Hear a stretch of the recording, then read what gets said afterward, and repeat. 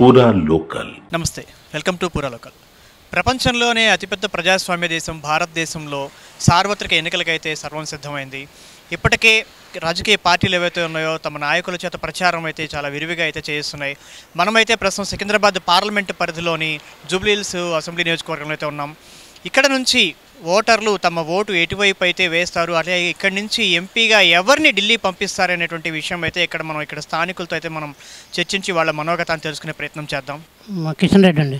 దానం నాగేందర్ అనుకుంటున్నాను. బీజేపీ నుంచే పంపిద్దాం అనుకుంటున్నాం. బీజేపీ కిషన్ రెడ్డి గారు కూడా ఇక్కడ బాగా చేస్తున్నారు సార్. కాంగ్రెస్ పంపిస్తాం. బీజేపీకి వేయాలనుకుంటున్నాం. మేమైతే నరేంద్ర మోదీకే సపోర్ట్ చేస్తాం. సో ఈ సికింద్రాబాద్ ఎంపీ ఎలక్షన్స్లో మీరైతే ఎవరిని సికింద్రాబాద్ ఎంపీగా మీరైతే పంపిస్తారు ఢిల్లీకి? కిషన్ రెడ్డి అండి. కిషన్ రెడ్డి, ఎందుకని కిషన్ రెడ్డి గారిని మీరు పంపించాలనుకుంటున్నారు? సీనియర్ కాబట్టి ఆయన అనుభవం ఉంది కాబట్టి ఏం చేస్తాడని అందరికీ నమ్మకం. ఈసారి నేనైతే దానం నాగేందర్ అనుకుంటున్నాను. ఎందుకంటే లాస్ట్ టైం మేము కిషన్ రెడ్డికి ఓటేసాం, కానీ ఆయన ఎక్కువ వర్క్ ఏం చేయలేదు. ఏమనంటే బయట ఎక్కువ తిరగడం అది చేస్తున్నారు తప్ప సిటీని ఎక్కువ డెవలప్ ఏం చేయట్లేదు. సో దానికోసం ఈసారి నేను దానం అనుకుంటున్నాను. బీజేపీ అయితే ఈసారి కష్టం, ఎందుకంటే బీజేపీకి అంత స్కోప్ లేదు. ఎవరు వస్తే వాళ్ళు లాభం ఉంటుంది, జనాలకి ఏం లాభం కాదు. జనాలకి లాభం ఉండాలి. మన గురించి ఇచ్చేది ఏం లాభం అది? నాయకులు బీజేపీ నుంచే పంపిద్దాం అనుకుంటున్నారు అంతే. ఎందుకని బీజేపీ నుంచి పంపిద్దాం అనుకుంటున్నారు? ఇప్పుడు బయట సిచ్యువేషన్ చూసుకుంటుంటే ఇవే బెస్ట్ అనిపిస్తుంది కొంచెము. ఇప్పుడు 2 సార్లు అయితే కనుక కేంద్రంలో అధికారాన్ని నిలబెట్టుకున్నటువంటి బీజేపీ మరి 3వసారి అధికారాన్ని నిలబెట్టుకుంటుందా, లేకపోతే కాంగ్రెస్ అధికారంలోకి వస్తుందని మీరైతే అనుకుంటున్నారు? ఇప్పుడు బీజేపీ నరేంద్ర మోడీ వస్తేనే ఏమన్నా ఉంటుంది దాంట్లో పవర్. ఇప్పుడు అనేది ఆయన పవర్ నడుస్తుంది కాబట్టి ఆయన పవరే నడుస్తుంది. ఇప్పుడు కొత్త వాళ్ళు వచ్చేసి ఈయన ఏమేమి డెవలప్ చేసిండో, ఈయన ఏం చేంజ్ చేస్తాడో తెలియదు. నెక్స్ట్ ఇప్పుడు కంట్రోల్ వచ్చేదానికి మొత్తం బిస్కెట్ అయ్యేటట్లు ఉంది. నెక్స్ట్ ఏదైనా కాంగ్రెస్ కూడా వస్తే మొత్తం బిస్కెట్ అయిపోతుంది. ఇప్పుడు మన ఇండియాకి ఎంత పవర్ వచ్చింది అసలు. ఈ G20లో ఇట్లా చూడండి, అసలు నరేంద్ర మోడీ ఏ స్టెప్లో ఉన్నాడు అసలు. ఆ స్టేజ్ రావాలంటే మన రాహుల్ గాంధీకి ఎన్ని రోజులు పడుతుందో మరి. బీజేపీ. ఎందుకని బీజేపీని పంపించాలని ఆలోచన? ఎందుకంటే నరేంద్ర మోడీ పైన ఉంటే బాగుంటుంది. 2 సార్లు అయితే అధికారం నిలబెట్టుకొని మరి ప్రధానమంత్రి అయినటువంటి నరేంద్ర మోదీ మరి మరలా 3వసారి ఆయన హ్యాట్రిక్ కొడతారా, లేకపోతే రాహుల్ గాంధీ ప్రధానమంత్రి అవుతారా? నరేంద్ర మోడీనే వస్తాడండి. సికింద్రాబాద్ పార్లమెంటు అభివృద్ధికి సంబంధించి ఇక్కడ ఒక ఎంపీ అలాగే 2 ఎమ్మెల్యేలు ఎంపీ సీటు కోసం తలపడుతున్నారు. ఈ యొక్క పోరులో అయితే కనుక మీ ఓటైతే బీజేపీకి అంటున్నారు. బీజేపీకి. సెంట్రల్లో మోడీ గారు వస్తున్నారు సార్. ఇప్పుడు గత 10 సంవత్సరాల నుంచి మోడీ గారు ఉన్నారు, ఆయనే వస్తారు నా అభిప్రాయం సార్. నెక్స్ట్ టైం కూడా మళ్ళీ ఆయనే రావచ్చు. కిషన్ రెడ్డి గారు కూడా ఇక్కడ బాగా చేస్తున్నారు సార్. కిషన్ రెడ్డి గారు బాగా డెవలప్ చేశారు, శ్రీరామ్ మందిర్ అన్నీ చేశారు. ప్రజలు కూడా ఒక చైతన్యం వచ్చింది, ఒక రామ అన్ని బాగానే చేస్తున్నారు. మోడీ గారు రావచ్చు సార్. కేంద్రంలో ఉంటే మోడీ గారు వస్తారు. మేమైతే కాంగ్రెస్ని పంపిస్తాం. ఇప్పటిదాకా బీజేపీకి ఇచ్చినాం. మేము కాంగ్రెస్ ఉండి కూడా బీజేపీ కిషన్ రెడ్డికి సపోర్ట్ చేసినాం. ఈసారి చేయదలుచుకోలేదు. ఎందుకంటే ఇప్పుడు మొత్తం కాంగ్రెస్ ప్రపంచం మోగుతుంది. నార్త్ మొత్తం కాంగ్రెసే ఉంది. మళ్ళీ వస్తేనన్నా వాళ్ళైనా మేము మంచిగా చేస్తారు. ఈ మోదీ ఏం చేసిండు చెప్పు? ఒక 5 కిలోల బియ్యం ఇస్తున్నాడు అంతే. మేమైతే బీజేపీకి వేయాలనుకుంటున్నాం అన్న. కాంగ్రెస్ అయితే ఏం చేయలేదు. కేసీఆర్ ఉండే ఆయన అయితే మొత్తం మోసమే చేసిండు.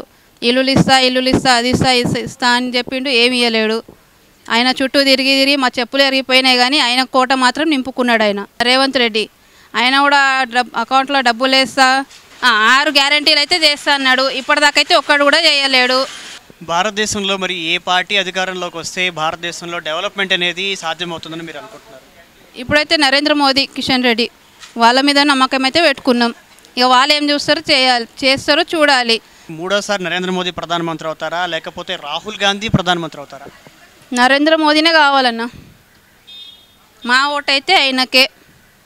ఇంకా అయితే మాతోటి ఇంకా 10 మందిని కూడా వేపిస్తాం ఆయనకి. కాంగ్రెస్కి అయితే అసలే వేయం ఈసారి. మేమైతే నరేంద్ర మోదీకే సపోర్ట్ చేస్తామన్నా. ఆయన చాలా మంచి పనులు చేసిర్రు, ముందు నుంచి చేస్తున్నారు, ఇప్పుడు కూడా చేస్తున్నారు, ఇంకా ముందు కూడా ఆయన చేస్తారని చాలా నమ్మకం ఉంది.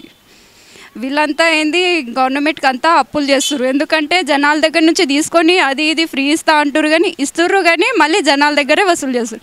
కానీ జనాలకు అర్థమవుతలేదు, కరెంట్ బిల్ ఫ్రీ అవి అంటారు. కానీ అన్నీ మనకి రోజుకొచ్చే సరుకుల మీద రేట్లు పెంచేస్తారు. దానికి బియ్యం, పప్పు, ఇవన్నీ కూరగాయలు ఇవన్నీ రేట్లు పెంచుకుంటా జనాలకి ఇస్తున్నారు గవర్నమెంట్ నుంచి, కానీ దీంట్లో అన్నీ పెంచుతున్నారు. ఇట్లా కాకుండా అప్పులు చేయకుండా జనాలకి అన్ని ప్రైజులన్నీ తగ్గించుకుంటే ఎందుకంటే ఉన్నవాళ్ళు తింటారు, నార్మల్ వాళ్ళు తింటారు, కానీ మధ్యతరగతి వాళ్ళు గరీబ్ వాళ్ళు తినరు. వీళ్ళకి చాలా కష్టం ఉంది. అయితే ఇవన్నీ ప్రైజుల ధర తక్కువ చేయమని చెప్పండి గవర్నమెంట్కి. అయితే నరేంద్ర మోదీ ఇవన్నీ ఆలోచించుకుంటే చేస్తారు. అయితే ఆయననే రావాలి. మరి 2 సార్లు ప్రధానమంత్రిగా గెలిచి మరి 3వసారి హ్యాట్రిక్ కొడతానంటున్న నరేంద్ర మోదీ ప్రధానమంత్రి అవుతారా, లేకపోతే నేను బోర్డింగ్ కొడతానంటుంటే రాహుల్ గాంధీ ప్రధానమంత్రి అవుతారా? కేంద్రంలో అయితే మోదీ గారు ఉన్నారు ఇప్పుడు ప్రస్తుతం. ఆయనకి అపోజిట్గా ఎవరైనా ఉన్నారు అంటే మీరే నాకు చెప్పండి. ఆయన అపోజిట్గా ఎవరైనా నిలబడగలరు, పిఎం క్యాండిడేట్ ఎవరైనా ఉంటే మీరే చెప్పండి, ఆయనకి చూసి చెప్తా. ఇప్పటి వరకు అయితే ఆయన కాంపిటీషనే లేదు. సెంట్రల్లో బీజేపీ ఉంది కాబట్టి మన స్టేట్లో అంటే మేమున్న నియోజకవర్గంలో కిషన్ రెడ్డి గారు అయితే బాగుంటుంది. ఎందుకంటే సెంట్రల్లో బీజేపీ ఉంది కదా, ఆయన పోయి ఏమైనా తీసుకొచ్చినా ఏమైనా డెవలప్ అవుతుందని మా కోరిక. భారతదేశంలో ఇప్పటికైతే 2 సార్లు గెలిచి భారతీయ జనతా పార్టీ అయితే అధికారంలో ఉండింది. అయితే ఈసారి మరి భారతీయ జనతా పార్టీ గెలిచి అధికారంలో మళ్ళీ కంటిన్యూ అవుతుందా, లేకపోతే కాంగ్రెస్ పార్టీ మేము గెలుస్తాము, మేము మార్పు తీసుకొస్తాము భారతదేశంలో అంటారు, మరి కాంగ్రెస్ పార్టీకి అవకాశం ఉందా? 340 సీట్ల దాకా వస్తాయి అంటున్నారు బీజేపీ వాళ్ళు. వస్తే రావచ్చు. ఎంపీ అంటే మన బీజేపీ పార్టీ వస్తే మంచిది అనుకుంటున్నా అన్న. ఎందుకంటే బీజేపీ తరపు నుంచి అయితే ముందు మంచినే ఇదయింది, ముందు నుంచి మంచినే ఇది చేసిరు. ఇప్పుడు మొన్న కాంగ్రెస్ వచ్చినప్పటి నుంచి అయితే ఇప్పుడు మన రీసెంట్గా అయితే బస్సెస్ ఫ్రీగా చేసిండు. ఫ్రీగా చేయడం కాకుండా బస్సెస్ తగ్గించిండు అన్న, అదొక మెయిన్ ప్రాబ్లం. ఇంకో ఆ బస్సెస్ అలాగనే ఉంచి ఫ్రీగా ఇచ్చింటే మళ్ళీ ఇంకా లేకపోతే ఈ జెండర్ ఈక్వాలిటీ చూపించేది ఉండే. ఎందుకంటే బాయ్స్కి కానీ బాయ్స్కి గర్ల్స్కి ఇంకా లేడీస్కి ఇంకా ఎవరైతే ఎల్డర్స్ ఉంటారో ఇంకా ముసలోళ్ళు వాళ్ళకి ఈక్వల్ జెండర్ చూపించాలి. అంటే టికెట్ అయినా ఈక్వల్గా పెట్టాలి, లేకపోతే ఆ ముసలోళ్ళకన్నా ఫ్రీగా చేసేసేయాలి. ఇలా బాయ్స్ కానీ గర్ల్స్ కానీ ఇబ్బంది పడతారు కాలేజీలు మెయిన్లీ. మన ఎల్బీనగర్ టు మెహదీపట్నం అయితే చాలా ఇబ్బంది పడుతున్నారు. బస్సెస్ మాత్రం చాలా తక్కువ వస్తున్నాయి. మార్నింగ్ పూట నేను కూడా కాలేజ్కి వెళ్ళేటప్పుడు మాత్రం ఫుల్ రష్ ఉంటుంది, కాలేజ్ బస్సు ఎక్కలేకపోతున్నాం.